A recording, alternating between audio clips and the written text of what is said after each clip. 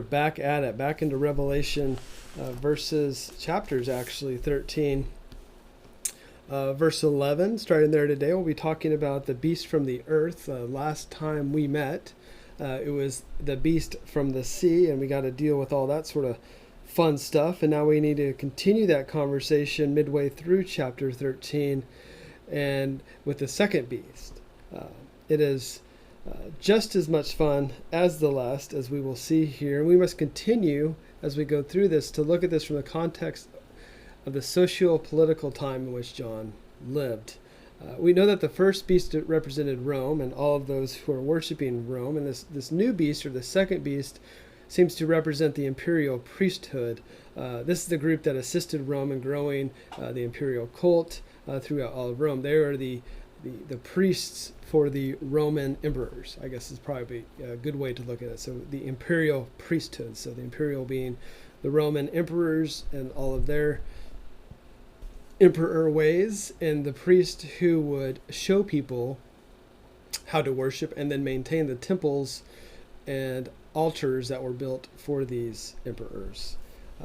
Though we can look at this in the context that John lived, we can also look into the future that the devil or Satan or the accuser, depending on which translation you're looking at and which Greek word you're wanting to use, will use, for the most part, secular powers and influences, so governments of the world, systems of the world, to deceive the people of the world, and use every method available to gain worship of the inhabitants of those who exist here on the planet at that time. So a lot going on with that. Let's begin here in verse 11. I'm going to read the rest from 11 through 18, which is the rest of chapter 13, and then we will jump into 14, and most likely, as we look into chapter 14, I will assume, we'll probably go to verse 13 there of chapter 14, just because it kind of depends on how long this takes to get to that point, but I would assume that's the direction we'll go. So as we're going along here, and as we read along and see what we have going on, and are very interested and intrigued by the writings of John here in Revelation 13, he writes here in verse 11, "Then I saw another beast coming up out of the earth, and he had two horns like a lamb, and he spoke as a dragon. He exercises all the authority of the first beast in his presence, and he makes the earth and those who dwell in it to worship the first beast whose fatal wound was healed." You can kind of see how this is working here, with this being the imperial priest forcing those here on earth to worship the Roman emperors. More details here in a second. "He performs great signs, so that he even makes fire come down out of heaven to the earth in the presence of men, and he deceives those who dwell on the earth because of the signs which it was given to him to perform in the presence of the beast, telling those who dwell on the earth to make an image to the beast who had the wound of the sword and had come to life. And it was given to him to give breath to the image of the beast, so that the image of the beast would even speak and cause as many as do not worship the image of the beast to be killed." There's a lot going on right there. "And he causes all, the small and the great, the rich and the poor, and the freemen and the slaves, to be given a mark on their right hand or on their foreheads. And he provides that no one will be able to buy or sell except the one who has the mark, either the name of the beast or the number of his name. Here is wisdom. Let him who has understanding calculate the number of the beast, for the number is that of a man, and his number is 666. We'll get into that, what that looks like here, but names and numbers a lot of times tied in together, and numbers were used for letters and vice versa, and it's very interesting how that played out. So that's where we are with our new friend, the beast from the earth. It was a tradition in the ancient times of the two beasts to have one from the water and one from the land. You'll see other stories where you have beasts of the water and beasts of the land coming together and either fighting each other or joining together to fight humans or other beings.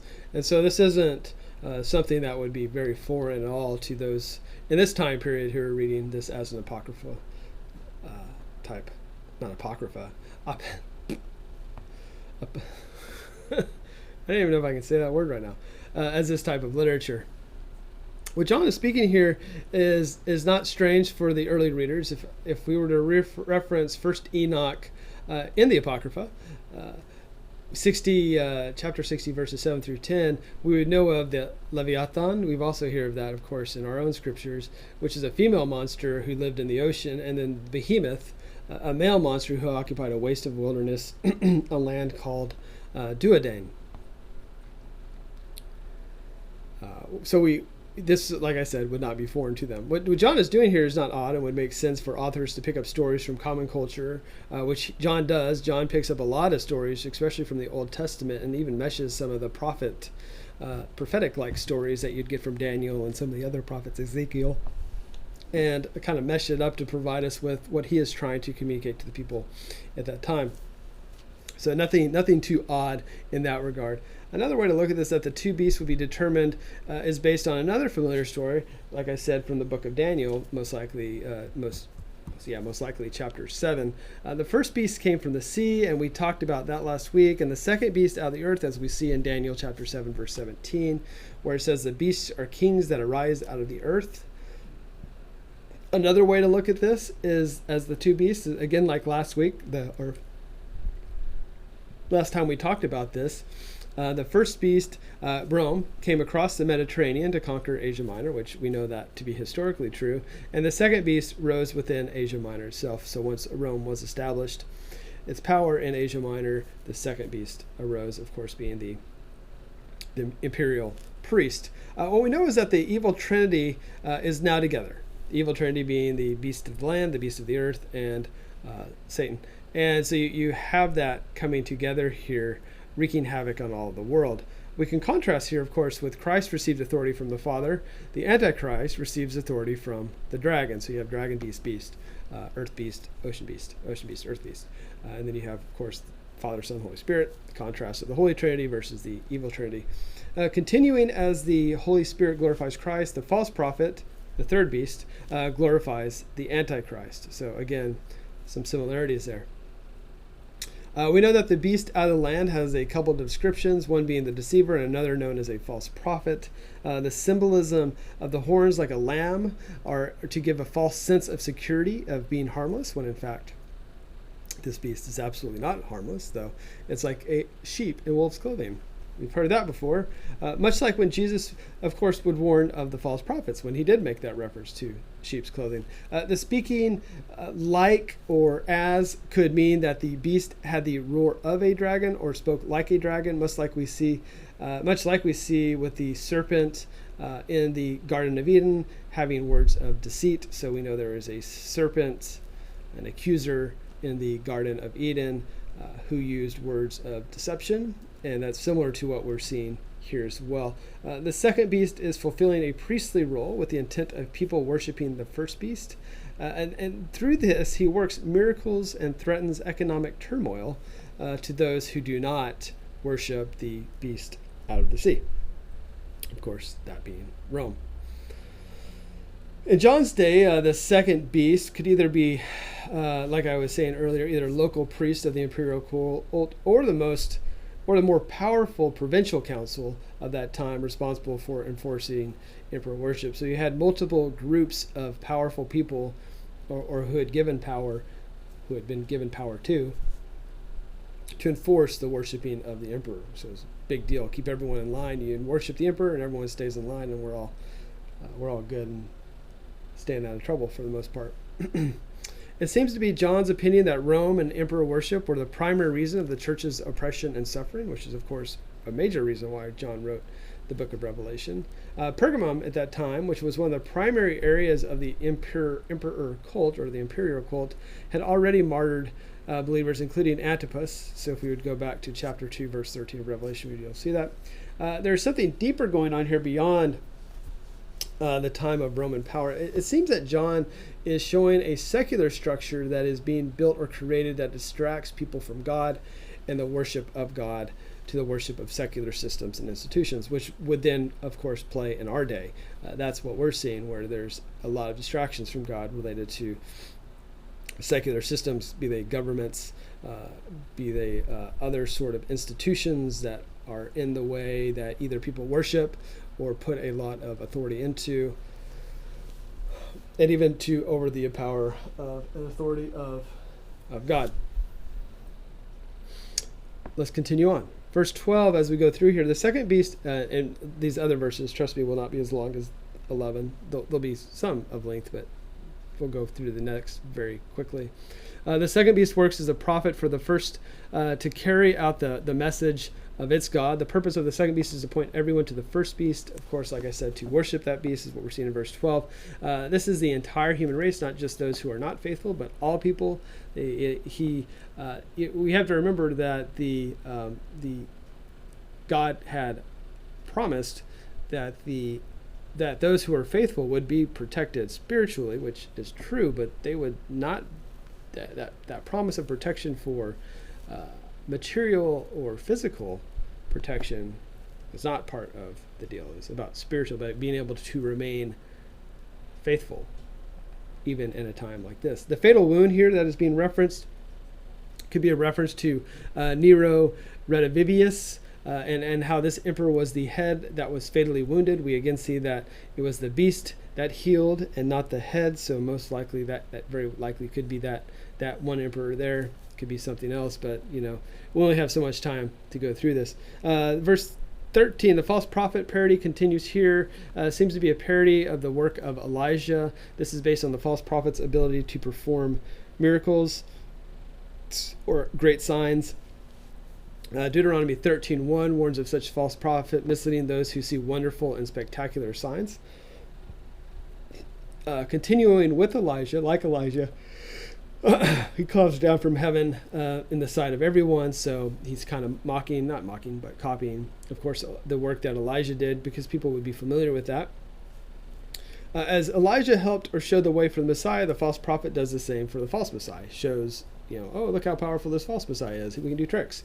We can do miracles. Look at us. And so and of course, people, and being who we are as people, we get really enamored and excited about things that are neat and new, and will sometimes want to distract us, and we will follow those instead of who we're supposed to follow or live the way we are called to live.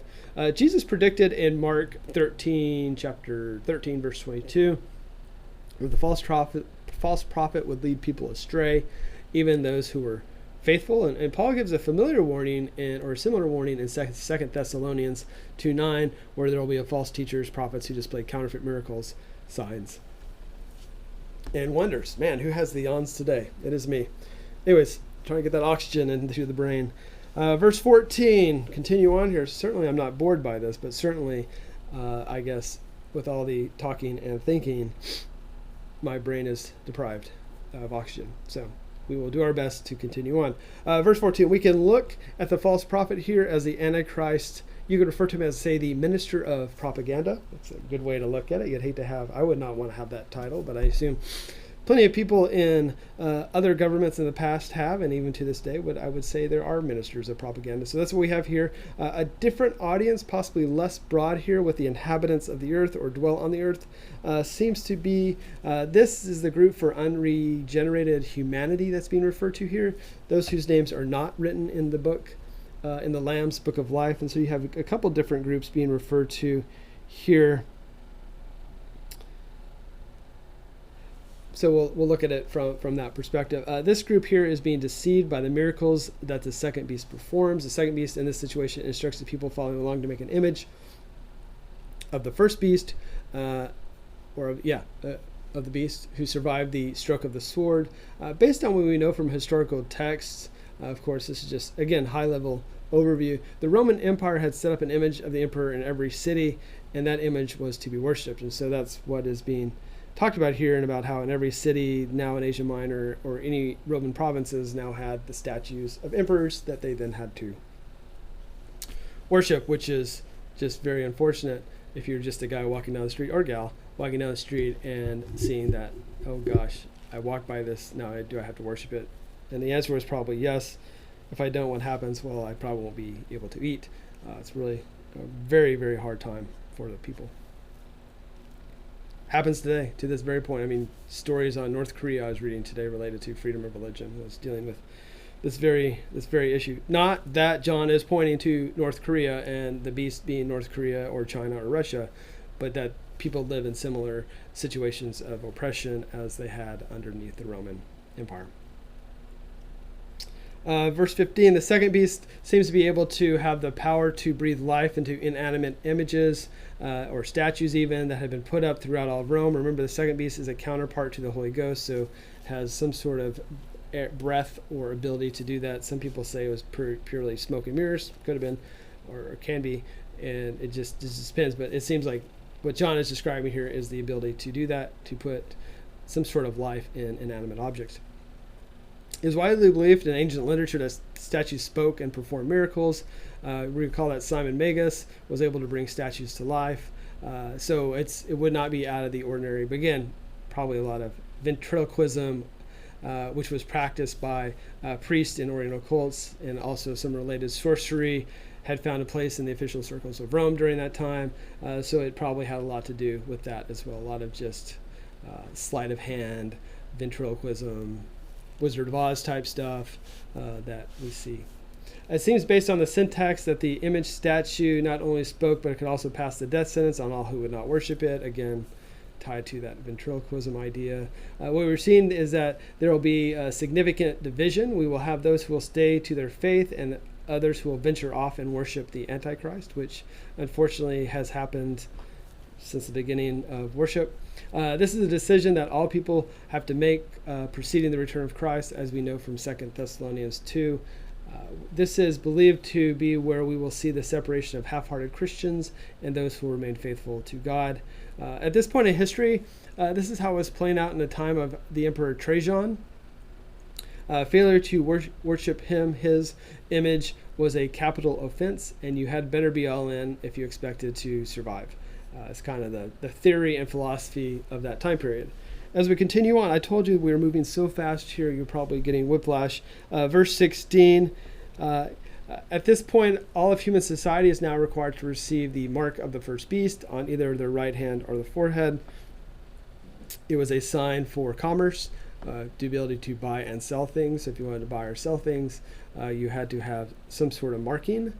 The only way to carry out, like I said, the normal pursuits of daily life would require this mark. There are many thoughts on the origin of this mark. One thought is that it could be like a brand given to slaves or soldiers that were defeated in battle, which was typical for that time. That the winning party or country or emperor would put his brand on slaves or soldiers who lost.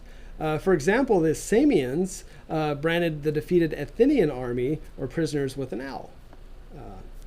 Could be worse, but still bad. Religious tattooing and branding was a common practice for the religion of that day to show which god they were to be devoted to. So it would not be out of the ordinary to have some sort of tattoo, a little stick and poke of an owl, or you name it, or Artemis, or a brand of the same could be something that would be someone people would be common to. It's almost like it's certainly not like tattoos today, but I mean, I guess you could look at tattoos and you put a tattoo because it has some sort of meaning, but this is significantly more worship-like or idolatry of what is going on here. Jews were branded by Ptolemy Philopator when they submitted to registration with the ivy leaf. So an ivy leaf, an owl, this would be the mark of Dionysiac worship. So that god would be something that would be worship based on that, or they would think that's what you're worshiping. Another could be an apocalyptic description of certificates issued to those who fulfill their obligations of emperor worship. So you worship the emperor, and so you get a certificate of completion that you did that, and so you kind of carried around, kind of like a vaccine card. You could carry around. Just kidding, not the same thing.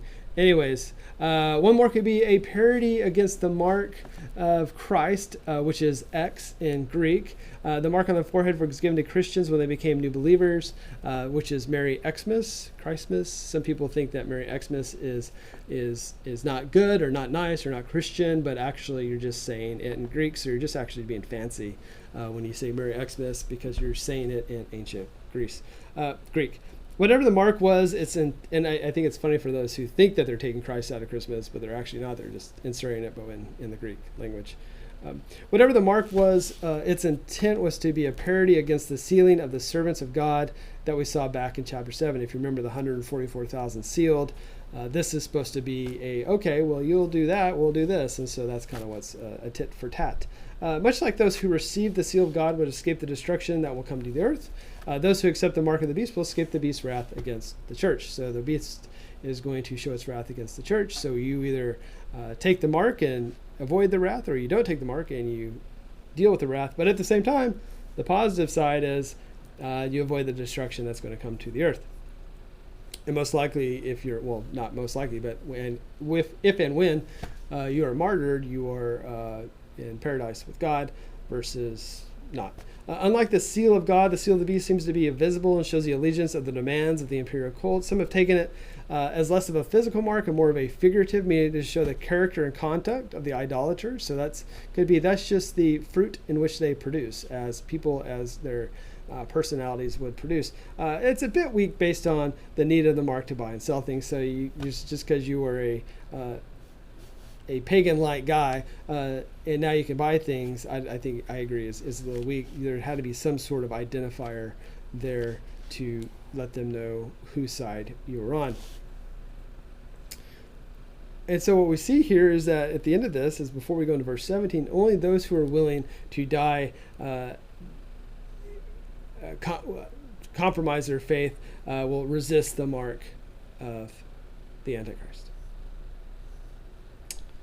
And we continue on. Verse 17. We're almost two verses out, and we're to chapter 14. So the mark not only shows allegiance to the beast, it also allows, like I said, for people to buy and sell things, to have commerce, to have daily activities with their lives, to be able to go to Starbucks, you name it. This seems to be more of a harassment of believers and just killing them off. And so now we're just going to starve you to death if you don't accept this, and you can't have your Frappuccino. The mark here is identified as the name of the beast written in its numerical equivalent. It is not the name of the beast or the number of his name that is stamped on followers. The mark is the number of the name. That's not confusing. So in this time period, letters of the alphabet served as numbers, and the first 9 letters represented numbers 1 through 9. As there were not enough letters in then current Greek alphabet, certain obsolete letters and signs were brought into the system. So based on this very name, every name yielded some sort of number. So odd. There is a lot more to cryptograms, but that's for another day. But that's what we're dealing with is a cryptogram. I think we'll talk about a little bit more here in a second, but that's what it is. And it doesn't call in the devil if you write 666 somewhere or do weird satanic things. It's just a name of a name. And we'll get more into that here in a second, because I know we will in verse 18. Now that is a verse that has opened up a lot of cans with a lot of worms. Verse 18, there's little consensus on the interpretation of what John had in mind when he talks about this and the number that he is to give. It seems what is being said, that the person who has understanding is called upon to calculate the number of the beast. With the number we have here and the practice of gematria, we are to work backwards to determine what name is 666. This was typical to use such numbers in apocalyptic literature. It seems here that the number of the beast is the name of a certain man, not the number of man, but of a man, possibly to a historical person, as shown if you were to have the translation of the NRSV. New Revised Standard is what that is. There are so many options that have been tried that we really don't have time to go into all of them, but I'll give you a few. The church father Irenaeus, who lived in Asia Minor, said it could have been the Roman Empire of Latanos or Teotihuacan, the titans of Greek mythology who rebelled against the gods. So that could be what they're referring to here. Some have said that it could be initials of all the Roman emperors, but to get to that number, you have to delete Otho and Vitellius, and I think they'd be offended if they were deleted from the Roman emperor, so we can't do that.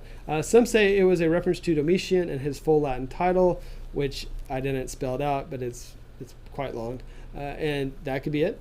Another solution is that the 666 is a triangular number of 36, and 36 is a triangular number of 8, which is the number of the Antichrist. I don't know. It could be that. It's one of those things. Well, we don't really know, and it doesn't really matter. But it's a mark that's going to be put on or identify people possibly did at that time of people who are not able to participate fully in society.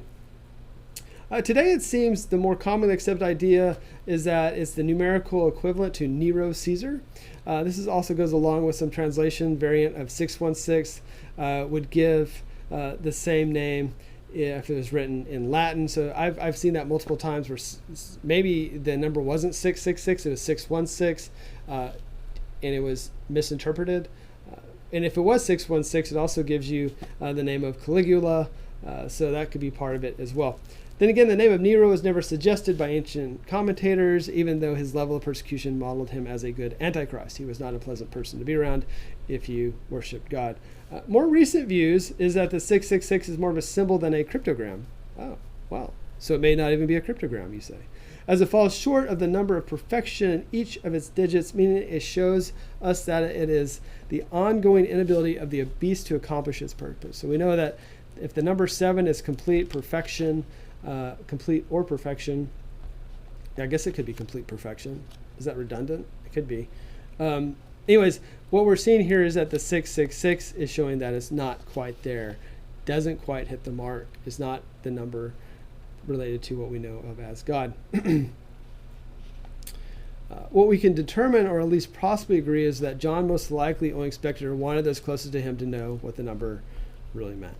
Otherwise, he probably would have explained that to them if they didn't know. Anyways, that's chapter 13. Are we excited? And we were well over halfway done with Revelation, and nothing serious has happened to anyone, as in no one has a mark anywhere that I'm aware of. Maybe you got a vaccination, but that's nothing wrong with that. Anyways, all right, as we go on here, chapter 14.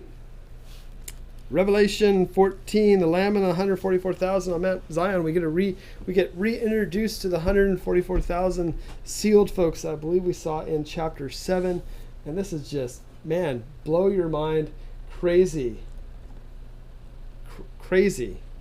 stuff going on here. So we have a slight change in direction. You can even call it an interlude. From the dire predictions of the future to a pause where the author offers hope to those who remain steadfast and faithful to God. John moves quickly on from the storm to a new and bright morning where for eternity the Lamb and his followers stand on the holy mountain of Zion with redemption in the air. The holy mountain of Zion here being actually in heaven or not on earth. The first 5 verses seem to be the most enigmatic in the entire book of Revelation. It is a very mysterious, very difficult piece of text to interpret, but it's why we do this. For example, the usage of virgin typically depicts girls, young girls specifically, who are sexually innocent, and here the author writes about virgins who have not defiled themselves with women. Well, I'm not sure if he was talking about the lesbian culture of the time, but I don't think he was. And so look at this. It's quite a paradox that we'll be working through. We also are trying to figure out who those are who are marked are exactly. We know them from the seal or the mark from chapter 7, and then we learned about the mark of the beast from chapter 13, where we just finished up. Both marks bring in the name of the one who is being followed. Seemingly the destiny of each is determined by the mark they bear or they decide to take. Each person will have their choice on which. So, and of course, their destiny will be determined. So it is quite the deal. Like I said, it is an enigma, these first chapters. Let's see here. Let's just read 1 through 5. Yeah. 1 through 5, and then we'll do a little disco on that, and then go on from there. Chapter 14. Then I looked, and behold, the Lamb was standing on Mount Zion, with him 144,000, having his name and the name of his Father written on their foreheads. And I heard a voice from heaven, like the sound of many waters, and like the sound of loud thunder. And the voice of which I heard was like the sound of harpists playing on their harps. Remember, look at all these likes again. And they sang a new song before the throne and before the 4 living creatures. Hey, the 4 living creatures are back. And the elders, hey, they're back too. And no one could learn the song except the 144,000 who had been purchased from the earth. And so these are not angels or elders singing at this point. These are people who once lived on the earth. These are the ones who have not been defiled with women, for they have kept themselves chaste. These are the ones who follow the Lamb wherever he goes. These have been purchased from among men as the firstfruits of God and to the Lamb, and no lie was found in their mouth. They are blameless. Very interesting that he would refer to them this way. Just looking at this other translation, I think that they're pretty consistent here. I just want to make sure it's a little bit different, but not too different. All right. So based on how this vision opens up here, it seems to be very clear what Mark is witnessing. So he's looking at the 144,000, most likely returning from the chapter 7, and we now have the Lamb joining them. Lamb, of course, being the Christ. It seems we have a contrast here with those of chapter 13, who have the mark of the beast on their hands and foreheads. We have followed the Lamb from chapter 5, first as being the one who came up, who can open up the original sealed document that we talked about, the sealed scroll, and in chapter 7 received significant amounts of praise from the heavenly multitudes, and now here in chapter 14 standing in victory with his followers. So the Lamb, being still quite the popular fellow, is continuing on, and that would make, of course, a lot of sense based on who the Lamb is. This is a very Jewish vision when looking at them standing on Mount Zion, as is believed by Jews that the Messiah will appear with a great multitude on Mount Zion. If you were to look at 2nd Esdras chapter 13, you will see that reference point being made there. So, of course, John, being Jewish himself, is bringing in a lot of Jewish tradition and context. So let's not be surprised here whenever he uses Jewish symbolism to do this. Mount Zion, as we know, is known for the place of divine deliverance. For instance, the prophet Joel said to those who were on Mount Zion on the day of the Lord would be spared. So those Jews who made it to Mount Zion on the day of the Lord would be spared, was the idea. In this case, however, it seems that Mount Zion that John is referring to is not the earthly version, but a heavenly one. The Jerusalem is the one that is above, as referenced in Galatians 4:26. We can take it a bit further as a representation. Probably makes more sense. At Mount Zion, it is not a geographic location, but a symbol of persevering and conquering church, of a church that is persevering and conquering evil. Some have tried to force this into an earthly site, but that seems to be an exegesis forced into a prior interpretive mold, so let's not do that. And let's try to look at this from, or as best as we can, for knowing what we know, the perspective of John here. It's hard enough the 144,000 are here are the same as the ones in chapter 7. It seems what we will see in verse 4, they seem to be set apart from almost as a group of super saints. I think that's such a thing. They seem to be the first fruits, and if they are truly celibate, that would seemingly enjoy a privileged relationship, which was a belief of, as we know, Paul and many Jewish people of that time. Probably even argue many Gentiles believe that as well. But we know for sure Paul did because he talked about it. It is difficult to know if they are not the first 144,000 because there's no article, as it doesn't say the 144,000, as you see there. It says, except the 140, oh, it actually does right there. No, not in the same way. So if you look verse 1, and with him 144,000. Yeah, so it doesn't use an article of the, so hard to say if it is the from chapter 7. Maybe that's just too much detail. As we will dig deeper in verses 3 and 5, we can note that most likely they are all of those who have been redeemed, so all people who have been redeemed. From chapter 7, the 144,000 were those who had been sealed against the woes that lay ahead of them. Now it seems that the 144,000 have already passed through this ordeal. It could be assumed that the use of the same number is not to show it's the exact same group, but to instead say that no one was lost through the valley of despair. So through the ordeal of these beasts and the marks in which they were required, everyone, all those who were faithful, all those who had been redeemed, made it through. What we can take from both this and chapter 7 is that the 144,000 is the innumerable multitude, which represents all those who have been redeemed throughout human history, which, well, stays pretty consistent with what we've been talking about up to this point. They all bear the symbol of the Lamb and of the Father. It was known in the ancient world that a mark such as this would typically stand for 5 different things: ownership, loyalty, security, dependence, and safety. All 5 would make sense regarding the Lamb and the Father, and would not make a whole lot of sense regarding the Antichrist. So that was verse 1. Verses 2 and 3, because we like to move through this efficiently and effectively. From seeing the vision, We now see that John heard what was going on in the vision as well. He is hearing a new song by those who have been redeemed. That's good. Similar to Ezekiel's sound imagery or song imagery, the roaring waters is similar to what we heard when the winged cherubim were in flight in Ezekiel chapter 1. We can think of it as being like a voice of God, or like the voice of God, not a voice, the voice of God approaching. Gotta get our articles right. It must have been quite the sound based on the amount of descriptions he puts into this, both that of thunder and harpist. What is different from other songs is that this is not an angelic choir singing. Instead, it is the song of the redeemed multitude, which is completely different from the angels and elders and heavenly hosts worshiping earlier on. Unlike angels, and the reason this is unlike angels, only the redeemed have been delivered, and thus only they can sing these types of songs because they've been delivered. Angels haven't been delivered because angels have always kind of been there doing their thing. Same with the elders. So it's like, we've been redeemed, let's sing a song. And that's what's happening here of those humans. This seems to be the new song that we know of from chapter 5, verse 9. And now it is being sung by those who have been purchased by the blood of the Lamb. Now they stand before the throne as a group of heavenly priests. As we continue on here. Heavenly priests. So you can see that as the heavenly priests that we see here are in contrast to the imperial priests from just a little while ago. I don't know if he intended to do that, but you can kind of just see what's going on here. Just like what we see in Psalms regarding new songs, this is based on deliverance, but only those who remain steadfast have been delivered and can sing this song. Though the angels and the elders are not singing along, they are, of course, seemingly there watching. As this time being redeemed from the earth does not mean a bodily removal. Instead, they have been removed from the evil ways of the world. So John continues to show how the separation of good and evil with those who are and remain faithful. Verse 4, we have learned a bit more about the 144,000. They are virgins who have not defiled themselves with women, followers of the Lamb, and the first fruits purchased from among humankind.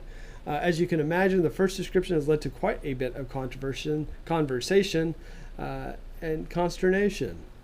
I used that word just a while back. It's a good word. Some commentators take this to mean that the 144,000 are super elite, like I said, super saints, believers who sustained from sexual encounters, kind of like what Paul used to talk about. Some would say that John believed that those who never married in the ancient culture were held at a higher godly ideal than those who were married, similar to what Paul thought. This seems a bit counter to other parts of Scripture, kind of what Paul taught. They are celibate and virgins, which is in some cases the use of the word virgin was also used for men who remain pure from sexual encounters. So in most cases, like I said, virgin typically meant a young girl who had not had sexual encounters. In this case, it seems to be a male who remained pure from sexual encounters as well. So both males and females. We do know that in the early church, they did exalt celibacy. Even Jesus spoke and seemed to approve of it. If you went to Matthew chapter 19, verse 12, it came as an extreme by the Marcions in the 2nd century. They had established actually a church of celibates. They probably were not having a whole lot of baby dedications there. Origen took it one step further and castrated himself in order to ensure chastity. So I don't know if you need to go that far, but there is a purpose and reason for people to remain, for some people to remain single. It's just the way it is, but there's also not a reason as well. It's kind of your own individual person of who you are. So as you can imagine, there are some holes in this idea, since it implies that sexual relations within marriage was defiling, which is it's in contrary to the teachings of the New Testament. We also know from Genesis 2 that God made male and female for each other. So where exactly is this going? So where exactly is this going? We could take a figurative stance and look at the 144,000 as those who kept themselves away from adultery and fornication of, say, with idol priests and priestesses, that sort of thing, outside of marriage, or temple prostitutes. Maybe there is more of a sexual purity. I hate using that word now because it's been kind of defiled with the purity culture. But anyways, I think that's part of, we could look at this from more of a figurative way. So there are virgins as in if they never entered into immoral relations with the other sex or the same sex. I would think, based on the context, he is more right about sexual encounters with temple prostitutes, such as what we saw in Ephesus with Artemis, as well as other forms of cult prostitution. We do know, and you could also think that I would not be surprised knowing the Romans, that there was a lot of prostitution and inappropriate sexual encounters at the temples that were created for imperial worship as well. So that's probably part of this, I would think. We do know that chastity was highly regarded in the early church, but it did not elevate those who practiced it to be the only ones to be redeemed. So just because you remain chaste did not mean that you would be some higher level plane, put at a different level than somebody else. Because we love it, let's stay on the virgin concept for a little more and look at it from the Old Testament perspective, where Israel was referred to as a virgin, such as in 2 Kings 19:21, as well as in other areas and the prophets. You see this. The idea is brought into, like I've mentioned before, with Paul when he offers up the church or individuals in the church to one husband, to the Christ. So the 144,000 here are those who have kept themselves pure, waiting to be offered up to Christ. They have not defiled themselves with relationships within the pagan world system. So we're just kind of coming a little bit closer to everything else that John is talking about, and we're not just trying to pick this apart verse and take a single verse and take it out of context, but you see a weaving of a story that John is trying to say within the pagan world system in which they existed, and even for us in many ways do. You could say even further that they've resisted the seduction of Rome. So with all of this, there should be no confusion of the sexes, as all of this was to be read symbolically.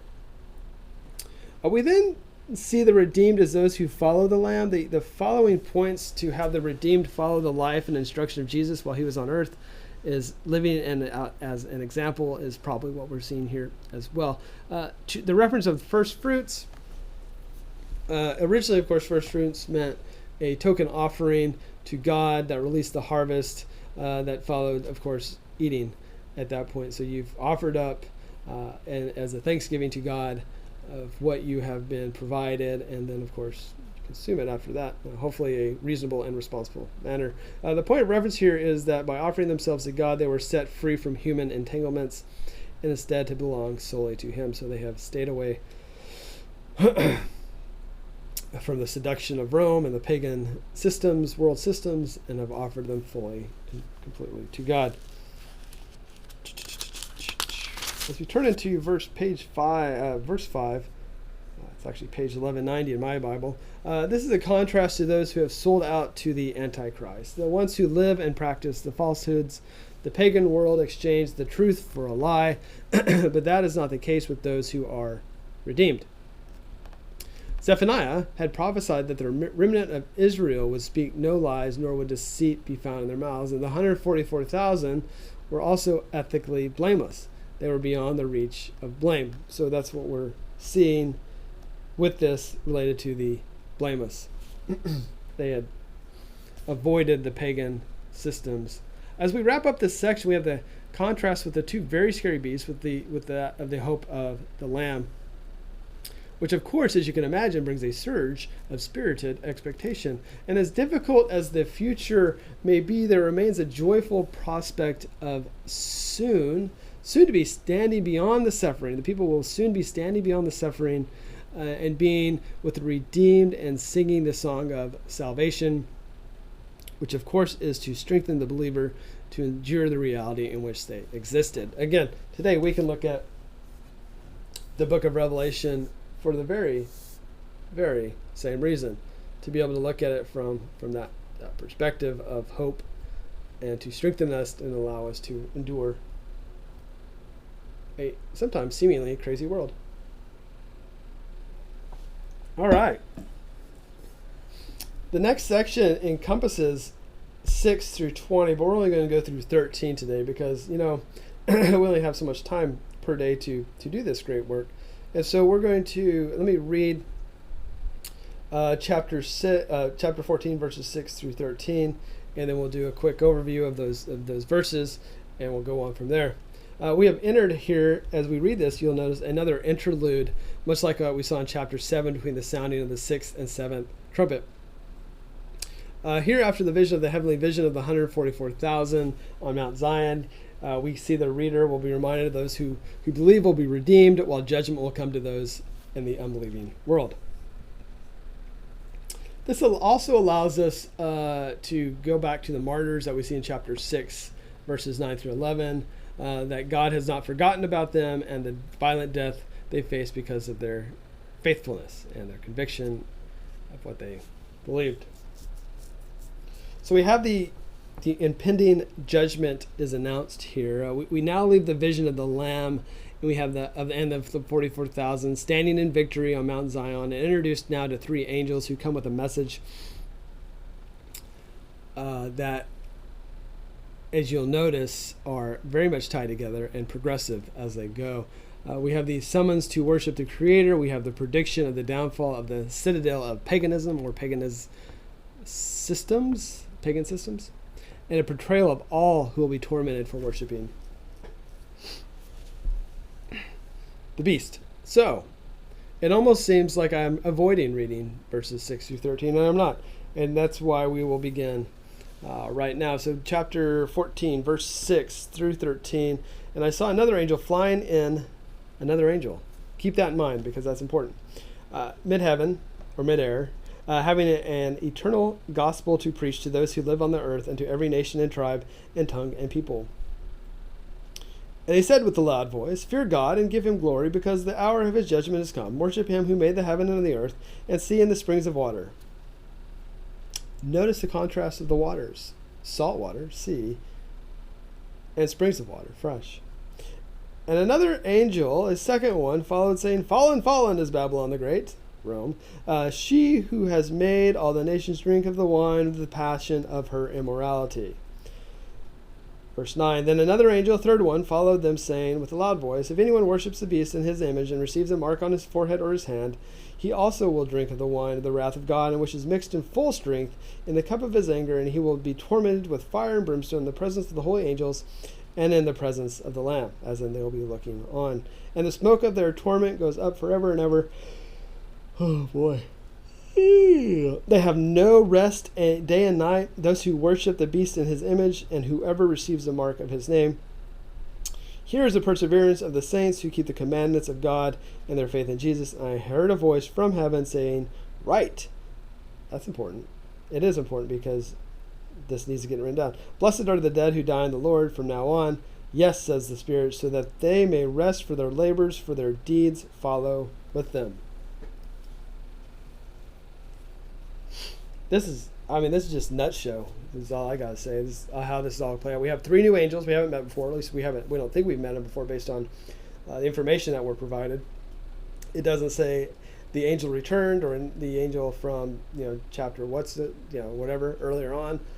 The angel who let the people out of the abyss or let the demons out of the abyss. We don't get any of that. So we have three new angels that we get to meet with and interact with. I don't think they're archangels. I think it would have said if they were a different. I don't know. Anyways, speculate all day long.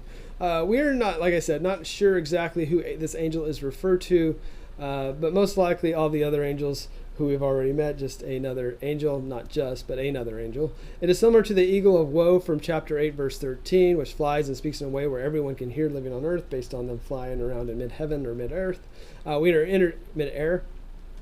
We are introduced to the eternal gospel. This is not the gospel of God's redeeming grace, but another one. Tied to the summons to fear, honor, and worship God, the Creator. So it's a little bit different. So gospel, of course, means good news or news, providing of news, the provision of news. And so this is good news for those who fear and honor and worship God. We can look at also the eternal gospel as being the announcement of the end of history of humankind, which to a point is good news because God. It's redemption of not only the people but of heaven and earth, so it's a pretty good deal. And it can also be used as a way to set eternal direction of God's people. It is for the judgment and salvation of all people who are residing on earth, is what we're seeing with this. Verse 7, the hour of judgment is at hand. So all must fear and honor God. We know that God has revealed himself in nature in all ways so that people are without excuse about knowing God. As we see in Romans 1:19 through 20, God reveals himself in many ways, in ways that we cannot comprehend. So we cannot, I don't like to be honest, too judgy about people who are not seemingly Christians or people who don't live in Christian countries or that have the culture of Christianity in their country, because I think God reveals in many ways. And what that looks like is God can do whatever he wants in that regard. So the people are to give God glory and to pay the respect to God, which is due, for the most part, of course, to show reverence to God. Though many have turned away and failed to glorify God, they have one last chance to repent and to glorify God. People are naturally made to worship the God of all creation, to worship the God through the heavens, earth, and the waters. Similar to what we see in Acts 14 through 15, chapter 14, verse 15, turn from these worthless things to the living God who made heaven and earth and sea and everything in them. We learn about another angel here, number 2, Angel Sue, also flying around in midair. This angel announces the fall of Babylon the Great. Since there is no introduction to this symbolic reference, it is assumed that the people reading would know what he or it was referring to. We don't know the... So for the early church, the city of Rome was the contemporary Babylon. So to them and to us, understanding from historical context is that he is referring to Babylon. Everyone knew what Babylon was. At one point was, of course, the religious and political capital of the world. It was known for its moral corruption and luxurious living, and it was also known to be a great enemy of the people of God. And of course, remember Nebuchadnezzar from Daniel chapter 4.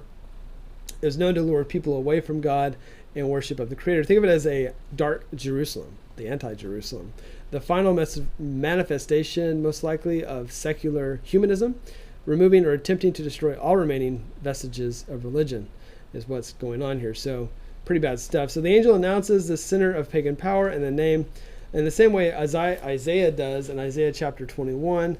Babylon has fallen. Quite dramatic. I bet he was a pretty dramatic guy. Probably still is. The next reference is to Jeremiah 5:27 with the mention of the gold cup, which made all the world drunk. The nations had drunk the wine, making them go mad in their pagan ways. Depending on your translation, you'll either see wrath or passion of her sexual immorality. Using the word wrath could be the final irrevocable judgment of God. What we can take from this is that the angel is possibly pointing out the heady position of Rome's seductive practices and how they would seduce the people of the world. And eventually, this seductive practice will lead to the end, or the wrath, not the end, but lead to the wrath of God. Think of it as a wine that brings God's anger. From verses 9 through 11, of course, verses 9 through 10 first, and then is 2:11. Wow, this is going fast. We have a counterpunch or proclamation to those who would not worship the image of the beast, who would not be able to buy or sell if they did not worship the image of the beast. We now get the third angel countering that view. Now there's a much worse fate for those who want to worship the beast and bear the mark of the beast. They themselves will also drink the wrath of God's fury and endure eternal torment. The warning not only goes to all pagans, but also the folks in the Christian community who will deny their faith when they are persecuted. So, pretty severe. In verses 12 and 13, we'll further explain, for the most part, the fate of the apostate Christians. Those who continue to worship the beast will face the wrath of God.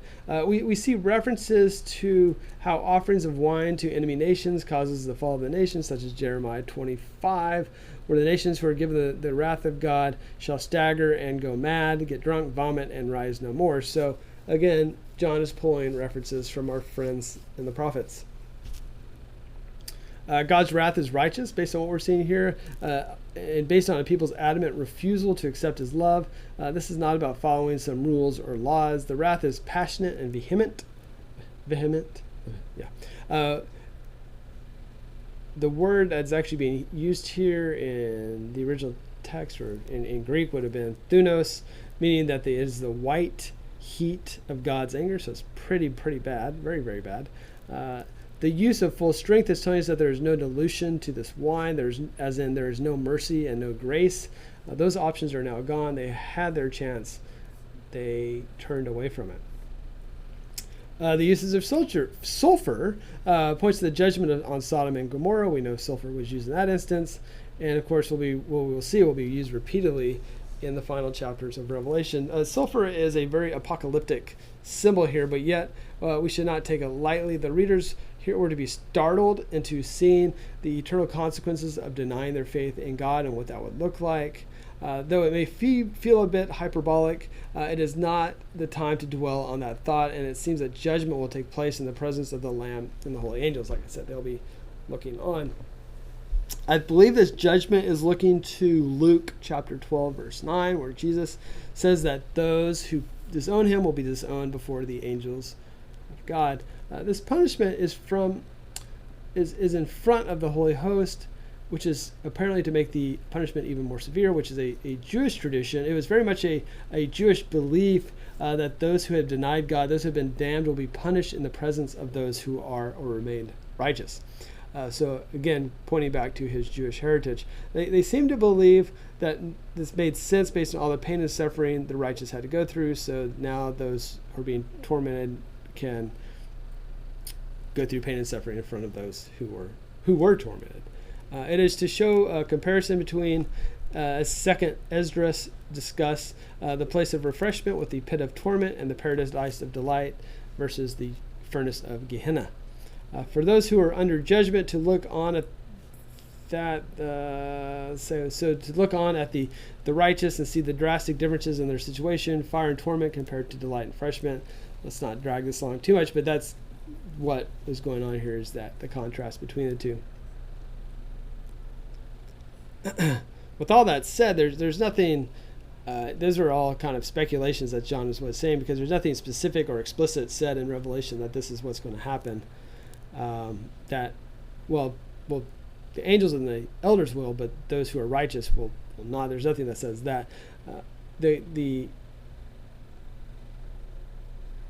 So let's just finish up there. Verse 11. We are learning here that those who choose evil over righteousness should expect eternal torment. The use of eternal is similar to that of the four living creatures, eternal worship in chapter 4, verse 8. Some may disagree with the idea of hell being offensive. Well, they may disagree with this idea because they think that the idea of hell is offensive. Probably a better way to say it. Which hell is what we are dealing with here. As people who willfully reject the love of God, eternal punishment is the outcome. So you have, as we see here, we've seen in the prophets, we've seen in Revelation, there's multiple times that God will reveal, give opportunities in many different ways, like in natural ways and non-natural ways, in ways that we can't comprehend this opportunity. So you have to willfully reject God. Jesus spoke of hell as a reality for those who reject the love of God, like what we see in Luke 16, where they learn the story of the rich man and Lazarus, where the rich man, of course, goes to Gehenna, and the Lazarus goes to the happy place, and you see, or the good place, and you see the story of that. What we're seeing is this terrifying reality of divine wrath poured out upon those who persist in following the Antichrist. Though it is tempting, we cannot dilute what the angel is saying with well-intentioned euphemisms. And I am one who likes well-intentioned euphemisms when it comes to hell, and it doesn't seem like we can get away with that here. Verse 12. This verse is a comment by the ones seeing the vision tied to the angel's proclamation of the divine wrath, telling us that if this is the fate of those who deny God, the people of God must at all costs keep their faith in Christ. They cannot give up. They must endure the sufferings and trials that come from not worshiping the Roman emperor. The demands of the imperial cult and the threat of capital punishment from 13:5 can be a crucial test to the believer's loyalty. So they must hold on strongly to what they believe. As we've discussed, rejection of the worship of the emperor could lead to a bloodbath, to martyrdom of those who will not profess. We contrast this with the apostasy can lead to eternal torment, as we see in verses 9 and 11. So suffer in the short term, it's one of those things. So it is with the saints who are to obey the revelation of God and continue to have their faith in Jesus is the hope of all this.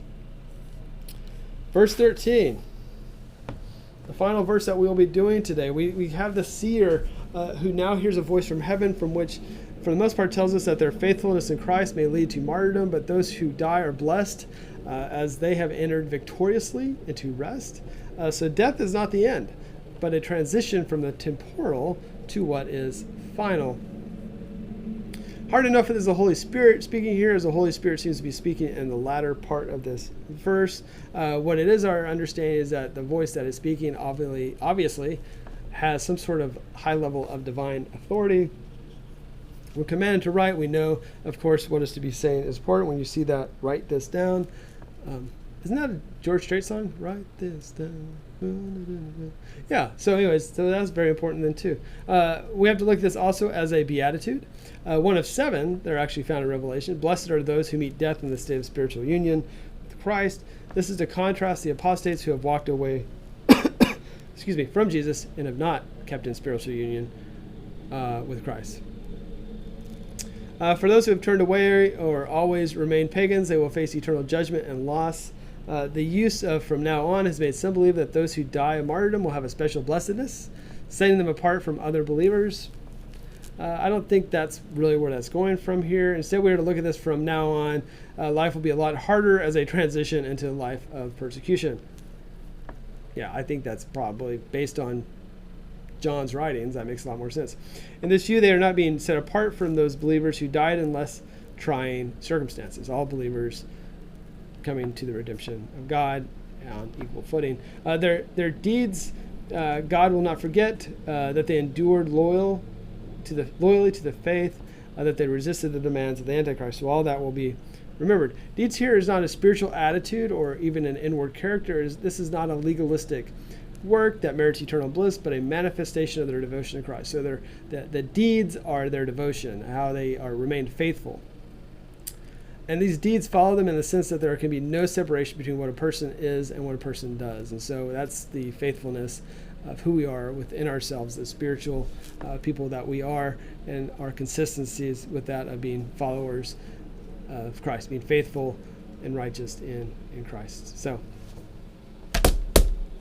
that's it. All right. Next week, look at that. It'll be 14:14 is where we'll start. And we'll finish up. That's only 6 verses to get rid of that. And then we'll do all of chapter 15 next week. Oh, man, that's still not a lot. And we may even jump into chapter 16. This could be just a big thing, a big time of it.